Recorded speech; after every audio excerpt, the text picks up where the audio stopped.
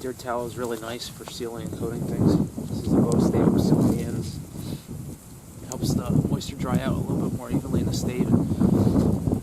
Slows most of it going out here at the wick end, which is good. It helps dry these out a little bit more evenly and slower.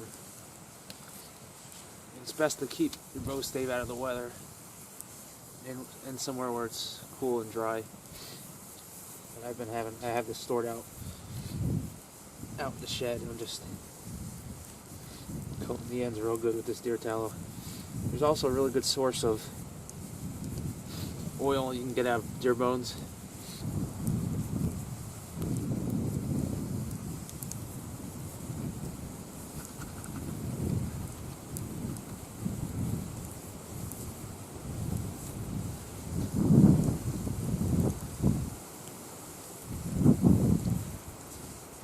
It doesn't stink anymore.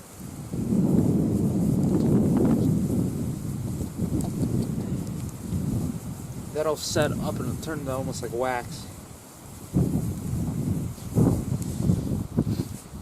But you could actually boil bones if you have an oily bone.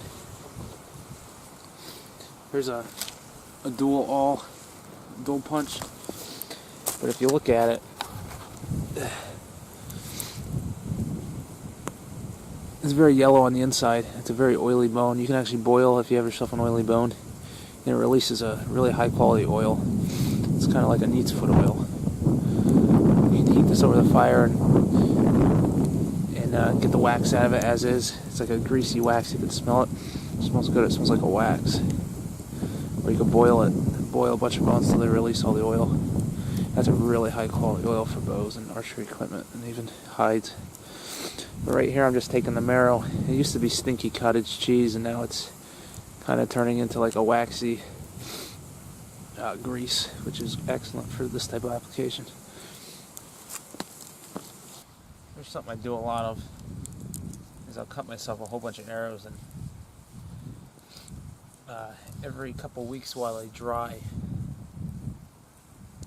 I'll go through them real quickly, straighten them by hand while they're green and flexible. And what I'll do is I'll just keep doing this every couple weeks for about 3 or 4 months. What happens is you end up with really straight arrows.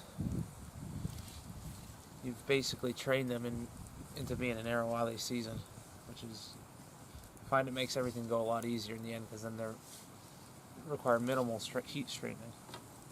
So I'll just grab a whole bunch, maybe a dozen at a time, and it only takes a couple minutes.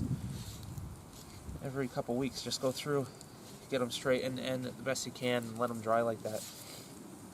And it makes everything go so much easier and faster in the end, actually.